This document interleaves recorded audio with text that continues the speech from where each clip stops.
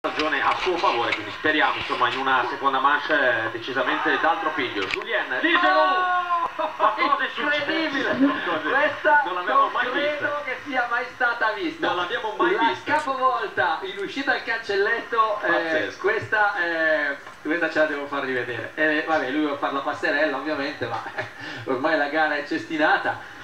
Ma neanche il regista è stato pronto a farcela rivedere, perché Cosa può essere successo?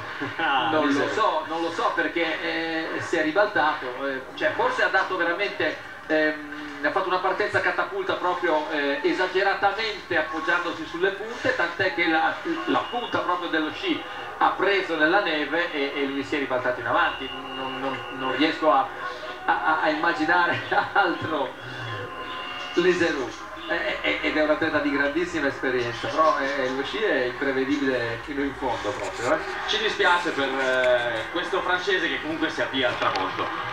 Ma sai, lui ne ha avute veramente tantissime, è stato un miracolo rivederlo in Coppa del Mondo a questi livelli, partire i primi gruppi, praticamente nel primo gruppo lo si dava per spacciato, ginocchia veramente spappolate, cioè quindi non avremmo mai potuto riprendere. È stato un miracolo della persona, dell'atleta e anche della chirurgia, della medicina. Eccolo qua. Sì, proprio, si è proprio buttato avanti e ha toccato giù con